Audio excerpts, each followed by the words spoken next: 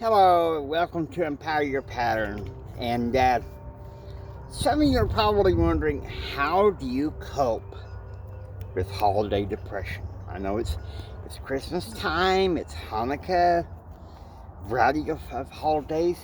Uh, we here in Empower Your Pattern wish for you to have blessed holidays.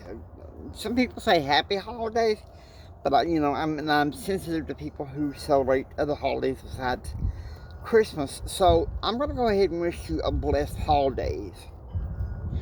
And if you like what you see on here on Empower Your Pattern, you can hit the thumbs up button or subscribe, and so that you don't miss a thing that's coming your way. I'm going to talk to you about how to cope with holiday depression. Because let's face it, it can hit us, especially if you're suffering from mental illness. And things pile up. Maybe you've had somebody that's passed away that you're close to, or you've had a split up like a divorce, or maybe there's dysfunctional family and drama, and so there's all kinds of things that can cause holiday depression. And so I'm going to give you some of the tips that really help me, because I'll be honest with you, the holiday commercials, I think, the Hollywood and Madison Avenue try to give us give a shiny, glitzy model of what Christmas should be. And I don't know if this is with you guys, but sometimes I feel like it's a disappointment every year in some ways. So here are at least 5 pointers that can help you through these holidays. Number 1, accept that these things will come. Especially if you deal with it, on a yearly basis for quite some time. Accept that it'll come. Now, that doesn't mean just capitulate to the depression, no.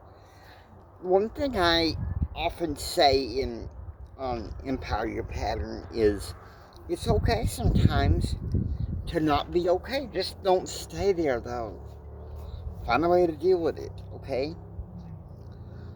Number 2, bibliography. Get some good books and read some good success-minded, goal-oriented books. Inspirational things to help you through this time. Because, it can be a time of reflection as well as what's important to you. Number 3, center your holidays. Now, many people have different reasons why they have them. Me being a person of faith, my faith is a big center for Christmas and why I celebrate it. Like if you think about it, I only know of 2 holidays around this time of year, Christmas and Hanukkah. Hanukkah can be a time of rejoicing. You think you light the candles, you are lighting the light of God. However you wish to pronounce his name, because I'm aware that according to Hebrew roots, his name is kind of impronounceable. And with Christianity, the birth of Christ, the light of Christ, is supposed to light things for us. So we center ourselves on those things, and not so much the glitzy commercialism. That's one thing I find a problem with this time of year, is it's so commercialized. I don't wish to speak ill of any particular advertisements, but the generalities, buy a dime and then you'll live forever. Take this to the party or miss out. Sometimes we have to have some JOMO, the joy of missing out. But at the same time, we don't need to spend the holidays alone either. So keep your holidays centered, okay? Number 4, and this goes along with rule number 4 of Empower Your Pattern. Drama is out, peace is in. I'm going to tell you something. 2020, I have to say, before 2020, when I started Empower Your Pattern, I wasn't really living that rule to the fullest.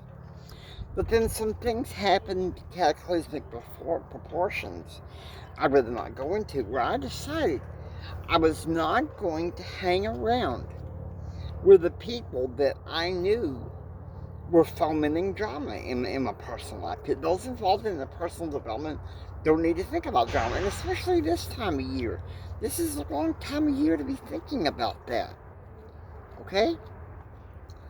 Number 5, raise your standards. Some people say lower your expectations. Seriously, raise your standards. Okay, so Christmas or Hanukkah, whatever, is not the shiny model that you had hoped for.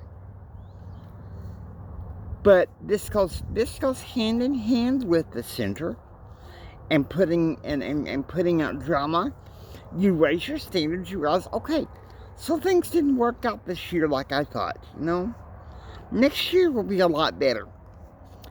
And also another thing is to, when you raise your expectations, is try to make each year, the end of each year, like 2020 for me, let's make it a better 2021.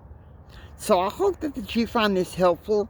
And once again, if you like what you hear, hit that red button, because we would love to hear your to hear the podcast, and send some comments, because I hope I've been able to touch a nerve and help you find the joy that is your faith that no one can take away.